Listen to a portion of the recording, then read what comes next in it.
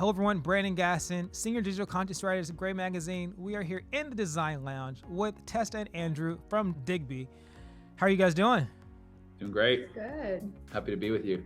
I know, I'm excited. We're going to talk about all things metaverse, AI, blockchain, Web3. I'm sure people are going to be dying to know, but before we get into that, let people know who you guys are, what you do. I started my career in design authentic furniture, working for dealerships, working as a multi-line rep.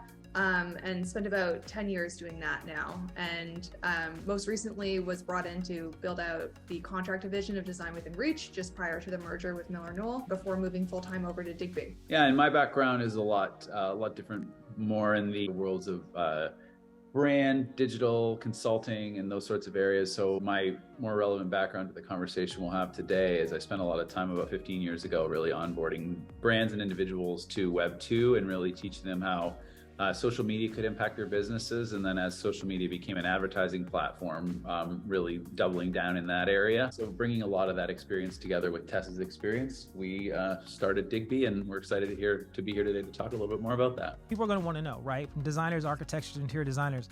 I know you guys just recently launched that podcast, Barrier to Entry. What do you feel, pun intended, is the barrier to entry for businesses in utilizing these technologies? It's a bit of an abstract concept right now, and it's a lot for some people to kind of wrap their head around. I mean, I would say that becomes the number one, and that's really was one of the reasons that we made Barriers to Entry, is we wanted to create a tool that would be educational from the industry for the industry. People need to see that there are other people out there doing it, and there are people like them who are doing it, and hear their stories. And that was really the idea with the podcast, was to find those stories and to bring them forward and to have good conversations with people. And there are no Web3 experts, and we kind of try to stand behind that. It's too early, but we're working together to figure these things out, and that's really the spirit of a lot of what we do. The blending of the physical with the digital, right? And that really is a huge opportunity when people can grasp the aspect of, it's not one or the other, it's and. How are those communications, and what are you guys saying? So people can be like, okay, it's not a removable of one thing that you've been doing. It's an addition to what you've been doing. We're finally at a point where technology is allowing for these things to happen more seamlessly. I think we've all seen it happen over the course of recent lifetimes, where you went from a dial-up modem in the basement to having a phone in your pocket that has so many more times the processing power of that you're using seamlessly as a part of your everyday. So there's that element of blending physical and digital, that the tools and the technology are making that easier and easier, and the degree to which that'll be the case will only exponentially grow over the coming months and years. Yeah, I just think, if you even think about the ability to immerse yourself in a space. So let's take like a loose term or definition of metaverse, which is essentially you're in a 3D immersive space and you have the ability to interact. And that's what makes it different from any other kind of existing spaces we worked in before. Now we get to go in and we get to have a conversation, not too far on like this call or video that we're doing right now. What is the actual utility to that? So, we often talk specifically in the design industry on specification tools, or how do we kind of tie this back to furniture or any kind of building material or anything that would be more tactile and physical in reality, and then enhance that process for designers and specifiers to make the decision-making process easier, or to make even procurement even easier. And so that's like an example of one of the ways that we're looking to kind of tie the technology in with the enhancement of the process for the physical goods. We also talk a ton on the podcast and with clients about this idea of future of work. Yeah. And what does it start to look like when you're designing a new office complex where you're thinking about this intermingling of physical and digital together? And what are those spaces, both in the physical world and in the digital world, look like? And to Tessa's point, what is the utility of each of them? I think that's such an interesting challenge for architects and designers in the coming years, is to say, what do we really need when we're somewhere together? Actually, what do we need when we're apart but want to feel more together? What do we need when there's hybrid experiences that are like that? All of those things are going to get defined, and we're excited to be a part of that.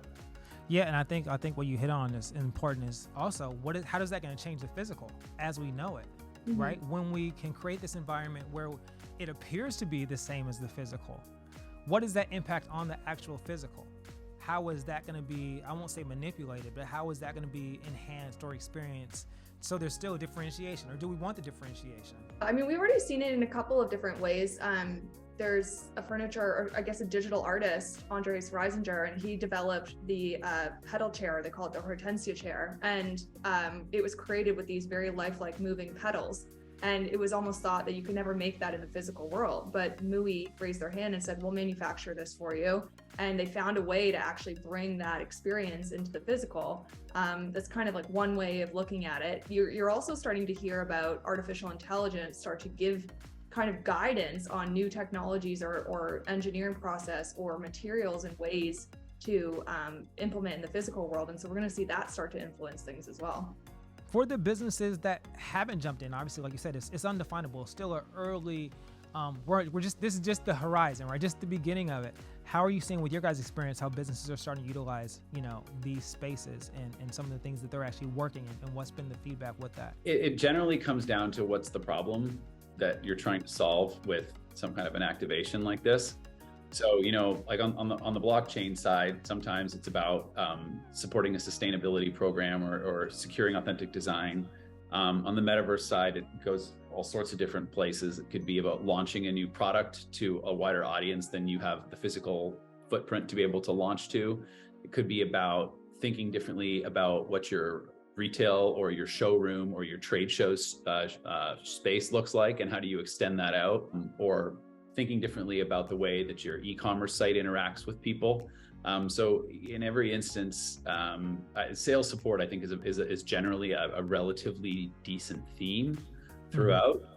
Is how you're thinking about creating trust and value with your end customer, and then where can we find some value. But the way that manifests itself is very greatly based on who the person is, or who the customer is, where they're located, where their customers are located, how they reach out to them, what their sales force or their reseller arrangements look like. There's just any number of variables. And the great thing about the technology is, even at what we would call an early stage, it has an incredible amount of flexibility to respond to those sorts of variables. Are you seeing, though, the sales aspect being kind of like the introductory avenue in which they come in and say, okay, this is something they can wrap my head around as a designer, as an interior, as an architect, and then once you kind of get used to that, then you can kind of implement these other aspects of the opportunities or of the technology?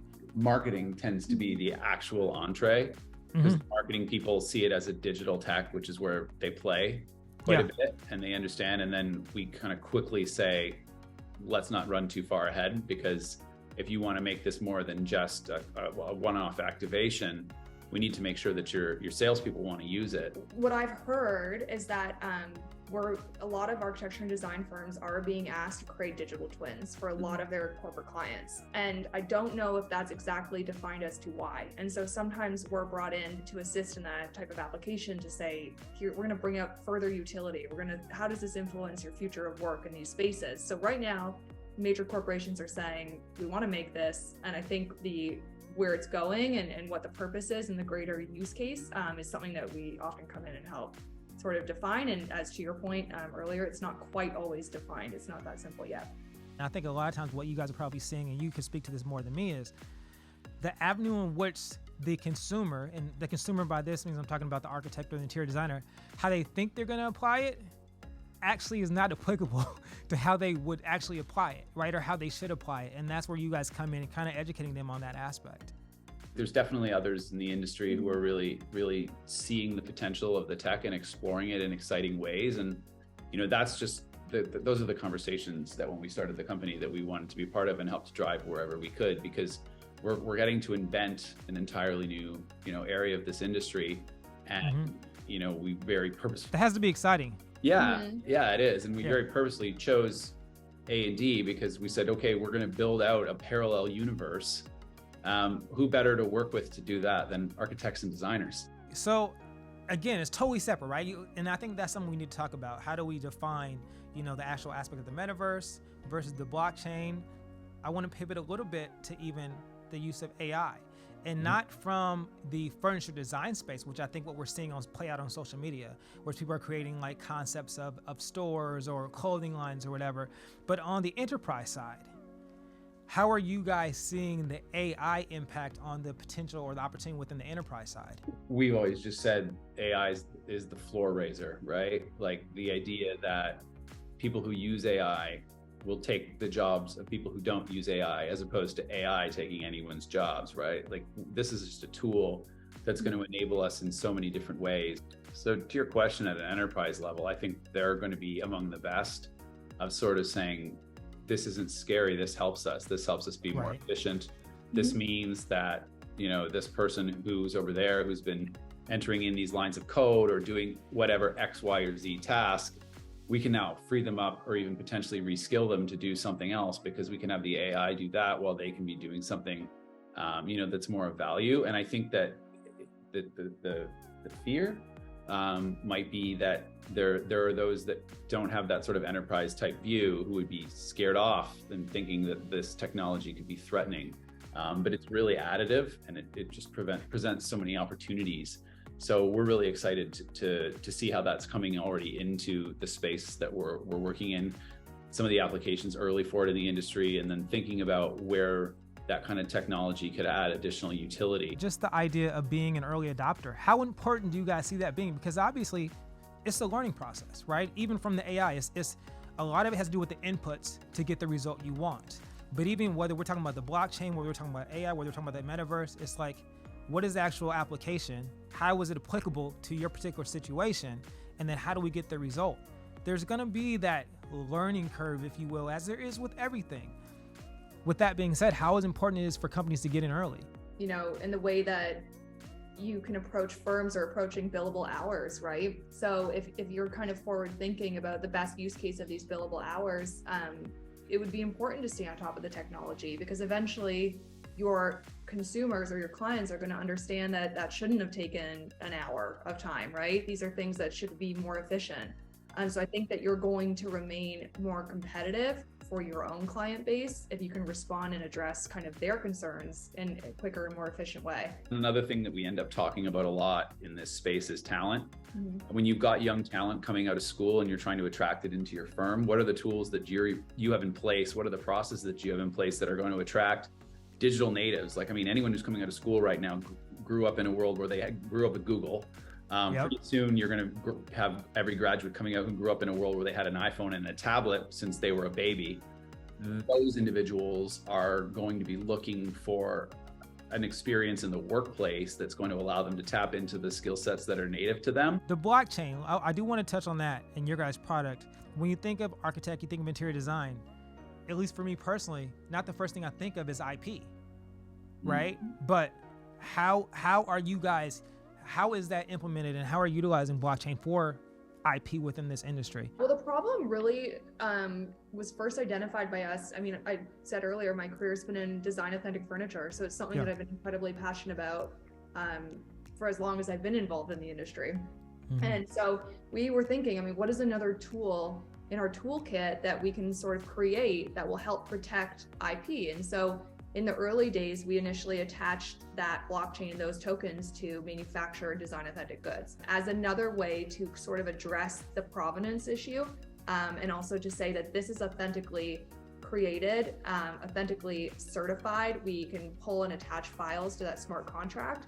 And then, of course, we mentioned about the sustainability initiative. So if you have something along those lines that you also feel is important to that product and good, you can kind of bundle that all together.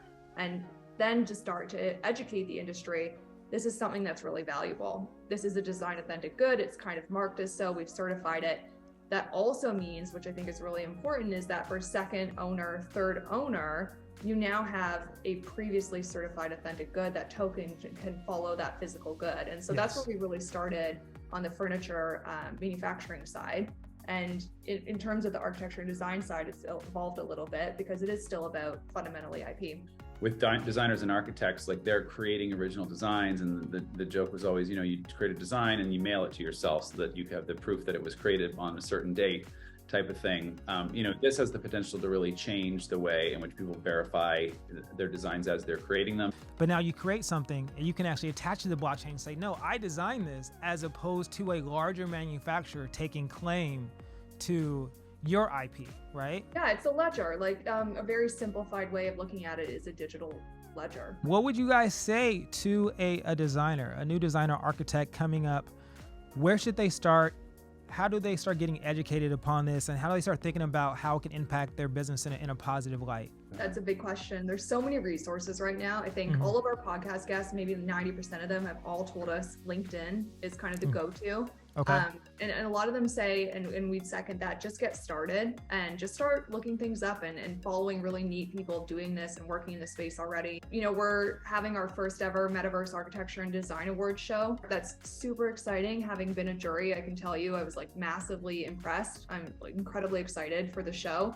Yeah. That's another thing. Dip your toe in. Let's take a look at some of the submissions and the finalists and some of the winners of the show and see the type of work that they're doing and the tools that they use to get there. And that's kind of a great place to start exploring. You do have the opportunity, if there is a particular area of business problem or utility that you're looking for, have a bit of that lens on it too, because it'll lead you in new directions as you start to explore.